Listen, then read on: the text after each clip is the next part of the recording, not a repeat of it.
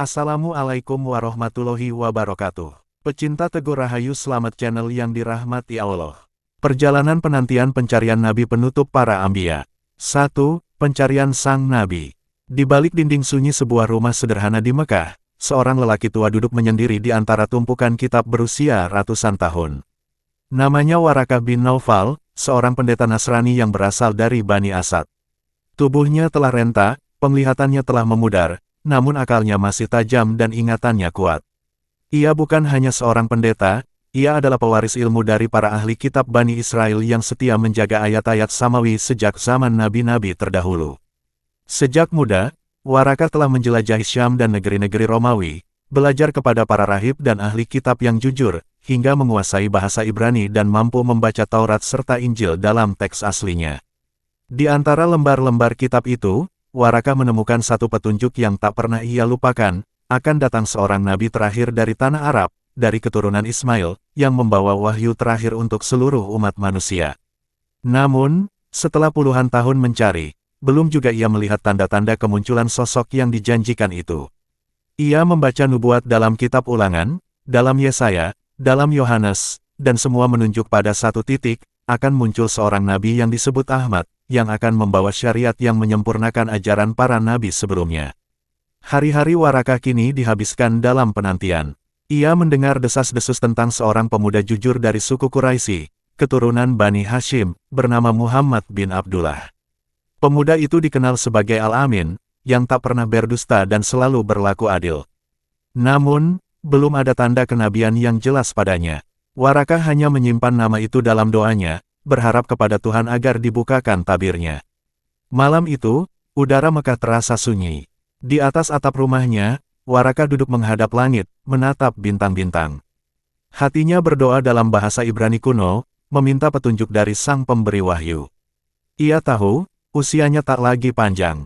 Namun ia bertekad, jika benar nabi terakhir itu telah datang, ia ingin menjadi orang pertama yang membenarkannya. Dalam hatinya bergema ayat dari Taurat. Aku akan membangkitkan bagi mereka seorang nabi seperti engkau dari antara saudara-saudara mereka. Aku akan menaruh firman-Ku dalam mulutnya, dan ia akan mengatakan kepada mereka segala yang kuperintahkan kepadanya. Ulangan pukul 18.18. Warakah gemetar. Kata, saudara-saudara mereka, dalam ayat itu diyakininya sebagai keturunan Ismail, saudara dari Ishak. Itu berarti, nabi itu berasal dari bangsa Arab. Malam itu, sebuah kejadian mengguncang Mekah. Muhammad bin Abdullah pulang dalam keadaan menggigil, ketakutan, setelah bertemu dengan makhluk gaib yang memeluknya dan memerintahkannya untuk Iqra. Di Gua Hira, istrinya, Khadijah binti Huwailid, membawa suaminya ke satu-satunya orang yang mungkin memahami kejadian itu, Warakah bin Naufal. Dan itulah malam ketika Warakah berkata dengan mata yang berkaca, "Demi zat yang jiwa Warakah berada dalam genggamannya, sungguh ini adalah namus Jibril yang juga pernah datang kepada Musa. Seandainya aku masih muda dan kuat, niscaya aku akan membelamu saat kaummu mengusirmu." Muhammad terkejut, apakah mereka akan mengusirku? Warakah mengangguk pelan, tak seorang pun yang membawa seperti apa yang engkau bawa kecuali pasti dimusuhi. Tetapi jika aku sempat hidup sampai hari itu, aku akan menolongmu dengan sepenuh hati. Malam itu, langit Mekah terasa lebih dekat dari biasanya. Dan bagi Warakah, pencarian panjangnya telah berakhir. Ia telah menemukan sang nabi yang dijanjikan dalam kitab-kitab terdahulu. Warakah menatap wajah Muhammad dengan takzim. Dalam diri pemuda itu, ia melihat gema dari nubuat lama yang terukir dalam Taurat dan Injil. Getaran firman Tuhan yang dulu hanya terbaca di atas lembar-lembar kitab, kini hidup dalam sosok manusia. Ia tahu, detik itu adalah saat yang dirindukannya seumur hidup, titik temu antara iman dan kenyataan. Khadijah duduk di sisi suaminya, menggenggam tangannya yang dingin. Ia tak mengerti sepenuhnya apa yang baru saja terjadi di Gua Hira. Namun kata-kata Warakah menenangkan hatinya. Ia tahu suaminya bukan orang gila, bukan pula seorang penyair. Ia adalah orang pilihan. Warakah pun menarik napas dalam, mencoba mengumpulkan seluruh tenaganya. "Wahai anak saudaraku," katanya, "apa yang engkau alami di gua itu bukan hal sepele. Itu adalah permulaan dari tugas besar yang akan mengguncangkan dunia. Engkau telah dipilih sebagai Rasul Allah." Muhammad menunduk, berat baginya menanggung kabar ini. Namun ia tak bisa mengingkari apa yang dirasakannya, cahaya yang menyusup ke dadanya, suara yang menusuk kalbunya, dan perintah yang mengguncang jiwanya, bacalah. Warakah tersenyum lemah. Ia mengambil gulungan naskah tua dari peti kayunya. Di atasnya tertulis huruf Ibrani dan Syuriani yang telah usang dimakan waktu. Disinilah aku membacanya, berkali-kali. Bahwa akan datang penutup para nabi, bukan dari Bani Israel, tapi dari saudara mereka. Ia membawa syariat yang kuat, menegakkan keadilan, dan membersihkan dunia dari penyembahan berhala. Ia menunjuk pada baris yang telah lusuh. Ia akan disebut Al-Masjuk Al-Amin, penghibur yang ditunggu-tunggu, yang membawa Ruhul Kudus bersamanya. Ia tidak akan berkata dari hawa nafsunya, melainkan dari firman Tuhannya. Terjemahan bebas dari Nubuat Injil Barnabas dan Kitab Yesaya. Muhammad memejamkan mata. Dalam heningnya, ia merasa seluruh langit seperti bersaksi. Dan Warakah, dengan mata yang mulai berkabut, menyandarkan tubuhnya ke dinding, menatap Muhammad dengan kasih yang mendalam. Engkau adalah harapan dari generasi para nabi. Engkau adalah penggenapan dari doa Nabi Ibrahim. Engkau adalah cahaya dari Arab. Tak lama kemudian, tubuh Warakah mulai melemah. Ia tahu waktunya hampir tiba. Tapi ia tak menyesal. Ia telah menyaksikan dengan mata kepala sendiri, bahwa nubuat yang dijaganya selama ini bukan fata morgana. Ia telah bertemu sang rasul. Dan itu cukup. Dengan suara lirih, ia berbisik kepada Khadijah, jagalah dia, dunia akan berat menimpa pundaknya, tapi Tuhan akan menjaganya. Lalu kepada Muhammad, ia berkata, kalau aku tak sempat hidup lebih lama, maka sampaikanlah kepada umatmu kelak bahwa aku telah beriman kepadamu sebelum kau diutus secara terang. Dan aku akan bersaksi untukmu kelak di hadapan Tuhan. Tak lama setelah peristiwa itu, Warakah bin Naufal wafat. Jenazahnya diselimuti dengan kain putih sederhana. Muhammad berdiri di sisinya dengan mata yang sembab. Ia merasa kehilangan seorang pelindung, saksi awal kenabiannya, dan salah satu mukmin pertama, seorang ahli kitab yang jujur, yang mencari dan akhirnya menemukan. Dalam sunyi, Muhammad memanjatkan doa untuknya. Dan kelak dalam sebuah hadis sahih, Rasulullah bersabda, "Aku melihat Warakah di surga, mengenakan pakaian sutra." Hadis riwayat Al-Hakim dan Al-Baihaqi. Bagi umat Islam, Warakah adalah bukti bahwa kebenaran itu tidak memandang nasab atau agama sebelumnya. Yang dicari hanyalah kejujuran hati dan kesetiaan pada kebenaran. Dan kisahnya, bukanlah akhir, tapi baru permulaan dari sebuah risalah yang akan menyebar ke seluruh penjuru bumi.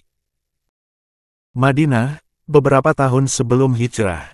Di antara para rahib Yahudi yang menetap di Yasrib, ada seorang alim bernama Ibnu Hayyaban, seorang pendeta tua dari Syam yang sengaja hijrah ke wilayah Hijaz. Ketika ditanya mengapa ia meninggalkan negerinya, jawabannya selalu sama. Karena waktunya telah dekat, aku mencium aroma kenabian di tanah ini. Ibnu Hayyaban bukan rahib sembarangan. Ia menyimpan lembaran-lembaran tua dari Taurat dan Zabur, yang masih ditulis dalam bahasa aslinya. Dalam banyak pertemuan, ia sering berkata kepada para penduduk Bani Quraisyah dan Nadir, akan diutus seorang nabi di tanah ini. Dialah penutup para nabi, dan kami akan mengikutinya bila ia datang. Beberapa di antara kaum Yahudi merasa heran, bahkan cemburu, bahwa nabi terakhir bukan dari Bani Israel, melainkan dari bangsa Arab, keturunan Ismail. Namun Ibnu Hayyaban tetap pada keyakinannya. Ia bahkan memperlihatkan tanda-tanda kenabian yang tertulis dalam kitabnya. Rambutnya bergelombang, wajahnya bercahaya, bahunya bertanda kenabian, dan ia akan berhijrah ke tempat yang subur, di antara dua bukit berbatu dan ladang kurma yang luas. Dan ia berkata, Yasrib ini memiliki ciri-ciri itu. Tak lama kemudian, Ibnu Hayyaban wafat.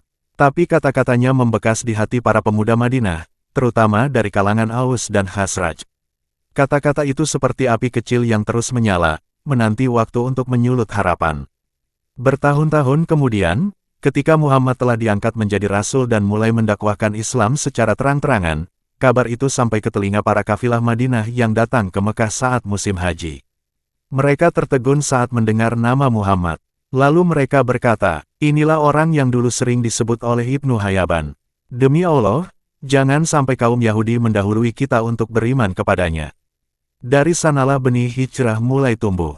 Dan dari Madinah pula, risalah Islam menemukan tempat berlindung. Rasulullah bersabda, aku adalah doa dari bapakku Ibrahim, dan kabar gembira dari Isa putra Maryam, dan ibuku melihat cahaya keluar darinya yang menyinari istana-istana Syam. Hadis riwayat Ahmad. Di antara rombongan haji dari Yasrib yang datang ke Mekah itu, ada 6 pemuda Khazraj. Mereka tidak seperti rombongan kebanyakan. Mereka datang bukan hanya untuk menunaikan ibadah haji, tapi juga mencari kebenaran, sebuah petunjuk yang sejak lama diwariskan oleh para rahib dan pendeta Yahudi yang menetap di Madinah. Malam itu, mereka duduk di bawah langit Mekah yang bertabur bintang. Di antara mereka, ada satu yang paling tenang namun tajam sorot matanya, As'ad bin Zurarah. Ia mendengarkan dengan seksama saat seorang lelaki Quraisy yang mereka temui di Mina menceritakan tentang Muhammad bin Abdullah yang mengaku sebagai nabi. Muhammad, As'ad bergumam, lalu menoleh pada sahabat-sahabatnya. Ya, orang Quraisy yang kalian cari itu sedang membawa risalah baru, kata lelaki itu. Dia mengajak kepada satu Tuhan, dan banyak yang memusuhinya, termasuk kaumnya sendiri. Hati mereka bergetar, nama itu, sosok itu, seakan potongan-potongan teka-teki yang selama ini mereka kumpulkan mulai menyatu. As'ad berkata lirih, inilah dia, orang yang disebut-sebut dalam Taurat dan Injil. Keesokan harinya, dengan langkah tergesa namun penuh harap, mereka menemui Muhammad di sebuah lembah bernama Aqobah. Mereka mendengarkan sabda beliau, dan saat beliau membaca ayat-ayat Al-Quran, tubuh mereka gemetar. Dunia seperti berhenti, waktu seolah membeku, dan hati mereka, tanpa ragu, bersaksi bahwa inilah kebenaran. Kami bersaksi bahwa tiada Tuhan selain Allah dan Engkau adalah utusannya. Dengan sumpah itu, sejarah berubah. Mereka membawa cahaya itu kembali ke Madinah. Dari kota yang dahulu penuh pertikaian, perlahan Madinah menjelma menjadi harapan baru, tempat berlabuhnya wahyu, dan medan perjuangan para sahabat. Allah SWT berfirman, orang-orang yang mengikuti Rasul, Nabi yang ummi, yang namanya mereka dapati tertulis di dalam Taurat dan Injil yang ada pada mereka. Quran Surat Al-A'raf, 157. Dari ke-6 pemuda Yasrib yang menyatakan bayat di Aqobah itu, suara keimanan segera merambat bak api menyambar ilalang kering. Ketika mereka pulang ke Madinah, kisah tentang Muhammad bukan lagi desas-desus samar. Ia menjadi perbincangan hangat di setiap majelis, di lorong-lorong pasar, dan di antara para tetua suku. Yang paling goncang justru para ahli kitab Yahudi. Selama berpuluh tahun mereka menggertak suku Aus dan Khazraj. Kelak akan datang nabi terakhir dari kami. Kami akan membinasakan kalian sebagaimana kaum Ad dibinasakan. Namun kini, nabi itu benar-benar datang, tapi bukan dari Bani Israel. Ka'ab bin Ashraf, seorang pemuka Yahudi, merah padam wajahnya saat mendengar berita itu. Mustahil, utusan terakhir itu milik kami. Mana mungkin dari bangsa Arab yang buta huruf. Tapi hatinya gentar. Ia tahu nas dalam Taurat dan Injil tak pernah menyebutkan bahwa nabi terakhir berasal dari Bani Israel. Yang tertulis adalah, ia akan datang dari pegunungan Paran, dan tangannya akan penuh dengan hukum. Penafsiran dari Ulangan 33/2, dan Paran adalah Makkah. Di sisi lain, Abdullah bin Salam, seorang rabi yang saleh dan jujur, justru mulai diam-diam mengamati perkembangan dakwah Muhammad. Ia tahu tanda-tanda itu, dahi yang bersih, kejujuran dalam kata-kata, dan wajah yang tidak dusta. Hatinya berkecamuk, maka ia berdoa dalam sunyi. Ya Tuhan Ibrahim, jika Engkau telah mengutus Muhammad sebagai utusanmu, maka bukalah hatiku dan kuatkan langkahku. Langit Madinah bergolak. Ini bukan hanya persoalan kenabian. Ini tentang kehendak Tuhan yang sedang turun ke bumi. Tentang takdir yang sedang ditulis dengan tinta langit. Rasulullah bersabda, sesungguhnya aku adalah doa ayahku Ibrahim dan kabar gembira Isa untuk kaumnya. Hadis riwayat Ahmad, nomor 17163. Hari demi hari, cahaya Islam menyusup ke celah-celah kota Yasrib. Seperti air yang mengalir di antara bebatuan, ia menyentuh hati-hati yang dahaga kebenaran. Abdullah bin Salam, seorang ulama Yahudi yang sangat disegani, terus mengamati diam-diam. Ia menghafal betul nubuat dalam Taurat, dan seorang nabi akan muncul dari saudara-saudaramu, seperti Musa, dan aku akan meletakkan firmanku di mulutnya. Ulangan pukul 18:18. Saudara-saudaramu, pikirnya, itu menunjuk kepada Bani Ismail, keturunan dari Ibrahim melalui Ismail, bukan Ishak. Dan Muhammad adalah dari keturunan Ismail. Suatu pagi, Abdullah menyelinap keluar dari rumahnya, mendekati rumah tempat Muhammad tinggal di Madinah. Ia bersembunyi di balik pohon kurma, ingin mendengar langsung suara orang yang dikabarkan langit itu. Dan ketika Muhammad keluar, wajahnya bersinar damai. Abdullah bin Salam menatapnya dan bergetar hatinya. Wajah ini bukan wajah pendusta, bisiknya lirih. Ia pun memberanikan diri menghampiri dan berkata, "Aku ingin bertanya 3 hal yang hanya diketahui oleh Nabi yang sejati." Rasulullah SAW tersenyum. "Tanyakanlah, wahai Abdullah." Abdullah bertanya tentang tanda pertama, kedua, lalu yang ketiga, semua dijawab dengan sempurna. Tak ada keraguan, maka saat itu juga, Abdullah bin Salam bersyahadat, "Aku bersaksi tiada Tuhan selain Allah, dan Muhammad adalah utusan Allah." Namun ia berkata, "Wahai Rasulullah, kaumku sangat keras kepala. Jika aku menyatakan keislamanku secara terang-terangan, mereka akan memfitnahku. Sembunyikanlah terlebih dahulu keislamanku, sampai engkau mendengar sendiri pengakuan mereka." Rasulullah setuju. Maka ketika para pemuka Yahudi datang, beliau bertanya, "Bagaimana kalian menilai Abdullah bin Salam di antara kalian?" Mereka menjawab, "Ia yang paling baik di antara kami, anak orang terbaik kami, dan paling berilmu di kalangan kami." Kemudian Rasulullah berkata, "Apa pendapat kalian jika ia masuk Islam?" Mereka serentak menolak, "Tidak mungkin, ia tidak akan meninggalkan ajaran Yahudi." Maka keluarlah Abdullah bin Salam dan bersyahadat di hadapan mereka. Seketika para pemuka Yahudi pun berkata, "Dia seburuk-buruk kami, anak dari orang paling keji." Rasulullah hanya tersenyum. Itulah wajah kebenaran, diterima dengan ketulusan, dibenci oleh kedengkian. Allah SWT berfirman, "Orang-orang yang telah kami beri kitab, mereka mengenalnya Muhammad sebagaimana mereka mengenal anak-anak mereka sendiri." Al-Baqarah, 146. Tanda hubung tanda hubung tanda hubung. Lanjut ke halaman 7 episode 1. Setelah bersyahadat, Abdullah bin Salam merasa jiwanya benar-benar merdeka. Puluhan tahun ilmunya terpenjara oleh fanatisme kaumnya. Kini hatinya terbuka, dadanya lapang. Namun dia sadar, jalan kebenaran tak selalu disambut karpet merah. Maka ia memilih berjuang dalam diam, membina para pengikut yang masih malu-malu. Ia tahu, banyak dari kalangan Bani Israel yang percaya dalam hati, tapi takut dicaci. Suatu malam, ia duduk bersama Rasulullah menceritakan nubuat-nubuat yang pernah ia simpan sendiri. "Wahai Rasulullah, aku temukan namamu dalam Taurat. Dikatakan bahwa engkau akan datang dengan pedang keadilan dan rahmat. Dikatakan pula engkau tidak akan makan sedekah, tapi menerima hadiah, dan di antara dua pundakmu ada tanda kenabian." Rasulullah mengangguk. "Itulah tanda yang Allah sematkan padaku sejak sebelum aku dilahirkan." Abdullah bin Salam menunduk. "Kaumku menolak bukan karena tidak tahu. Mereka menolak karena sombong, karena engkau bukan dari Bani Israel. Padahal mereka tahu engkaulah yang disebut dalam kitab-kitab mereka." Rasulullah bersabda, "Tidak akan masuk surga orang yang di dalam hatinya ada kesombongan walau sebesar biji sawi."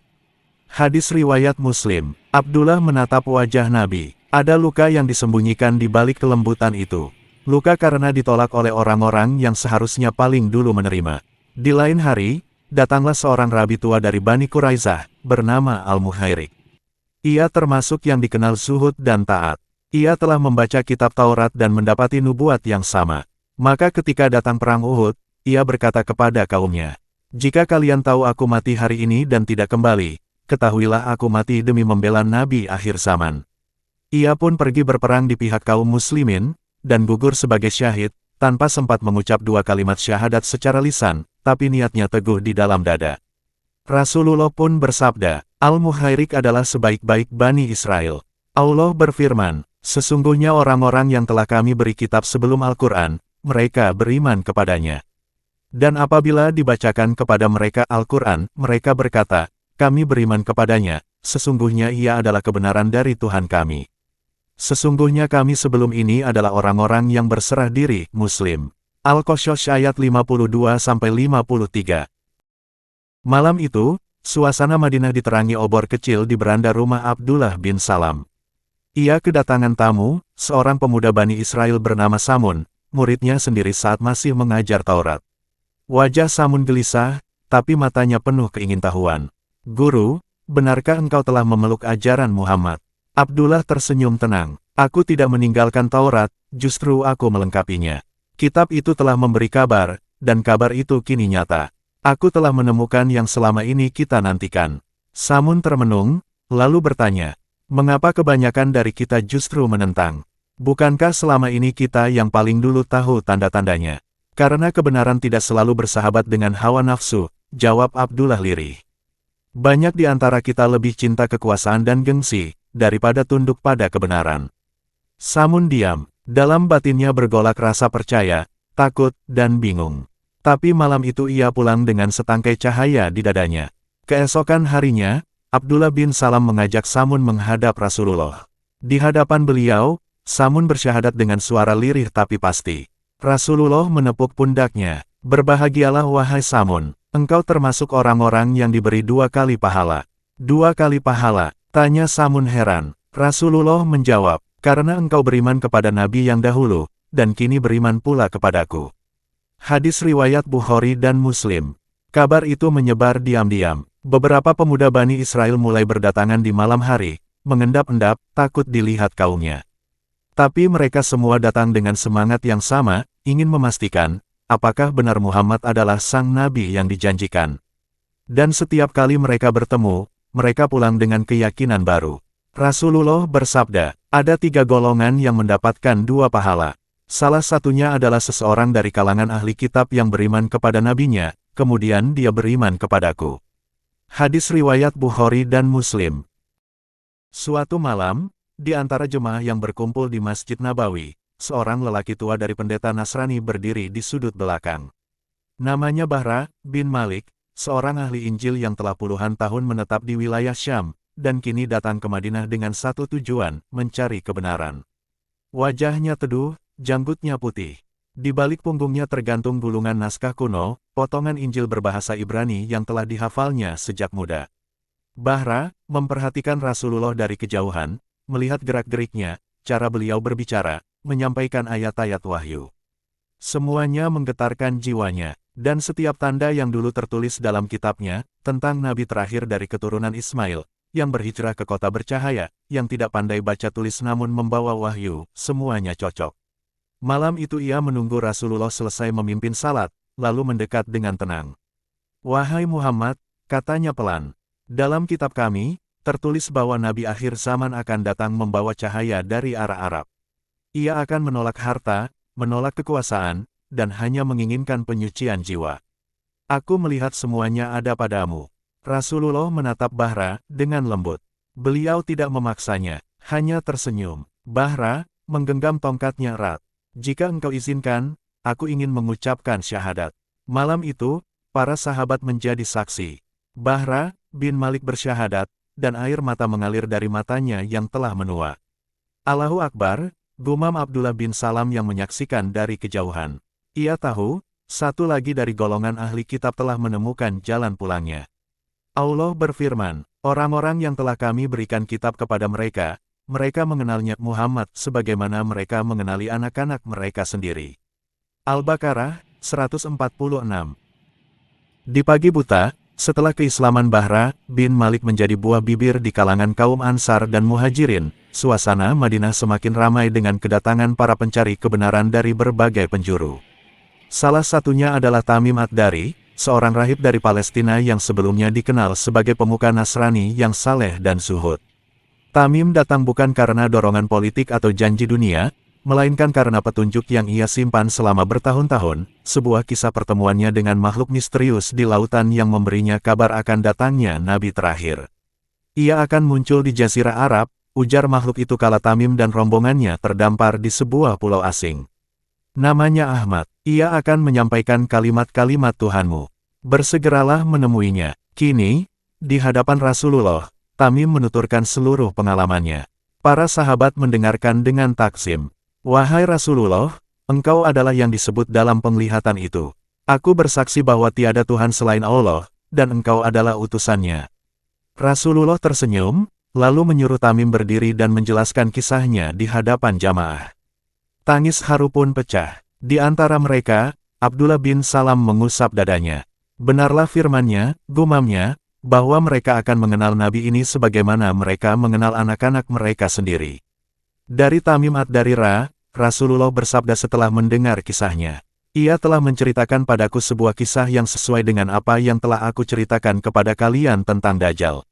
Hadis riwayat Muslim nomor 2942. Keheningan mencekam di tengah para sahabat yang mendengarkan kisah Tamim. Ada yang terharu, ada pula yang tertegun, memikirkan makna besar dari pertemuan tersebut. Mereka kini semakin yakin bahwa apa yang mereka dengar adalah kebenaran yang tak terbantahkan. Namun, bagi sebagian dari mereka, pencarian itu bukanlah hal yang mudah. Bagi Abdullah bin Salam, seorang tokoh Yahudi yang baru saja memeluk Islam, perjalanan ini adalah jalan hidup yang telah ditunggu-tunggu. Sejak kecil, ia dibesarkan dalam tradisi kitab-kitab Samawi, yang menyebutkan bahwa seorang nabi terakhir akan datang membawa petunjuk yang sempurna. Meskipun sempat bimbang karena berbagai penolakan dari kaumnya, hati Abdullah tak dapat menahan cahaya kebenaran yang datang dari Rasulullah. Saat itu, Rasulullah menatap mata Abdullah dengan penuh kasih dan berkata, "Wahai Abdullah, engkau tahu bahwa kebenaran itu datang dari Allah. Ikutilah petunjuk ini, dan engkau akan selamat." Abdullah menundukkan kepala, merasakan damai yang menyelusup dalam jiwanya. Ia akhirnya menyadari bahwa perjuangannya mencari kebenaran selama ini tidaklah sia-sia. Islam, dengan segala kemuliaannya, adalah tempat ia kembali ke jalan yang benar. "Ya Rasulullah," ucap Abdullah dengan suara gemetar, "aku bersaksi bahwa tiada Tuhan selain Allah, dan engkau adalah utusannya." Rasulullah mengangguk dan tersenyum, lalu berdoa untuknya. "Semoga Allah memberi hidayah dan kekuatan dalam perjalanan hidupmu." Di luar, langit Madinah mulai berubah menjadi biru keemasan, menandakan sore yang indah. Para sahabat merasa dalam hati mereka sebuah kedamaian yang belum pernah mereka rasakan sebelumnya. Mereka tahu bahwa perjuangan untuk menegakkan kebenaran tidak akan mudah, namun mereka yakin bahwa bersama Rasulullah, mereka akan mampu menghadapi segala tantangan yang datang. Tamim Ad-Dari pun kembali ke rumahnya, namun tidak hanya untuk dirinya. Ia membawa sebuah amanah yang lebih besar, yaitu menyebarkan kabar baik tentang kedatangan Nabi terakhir ini. Seperti yang ia dengar bertahun-tahun lalu di sebuah pulau terpencil, kini ia yakin bahwa apa yang dia saksikan adalah bagian dari takdir Allah yang tak pernah salah. Dari Abdullah bin Salam, ia berkata, "Ketika aku pertama kali melihat wajah Rasulullah, aku tahu bahwa wajah itu bukan wajah pendusta."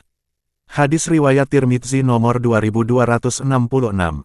Dengan keyakinan yang semakin teguh, Tamim melangkah dengan hati yang penuh semangat. Ia tahu bahwa perjalanan panjang ini hanya akan selesai dengan satu tujuan, menyebarkan kebenaran tentang Rasulullah, sebagai utusan yang membawa cahaya bagi umat manusia.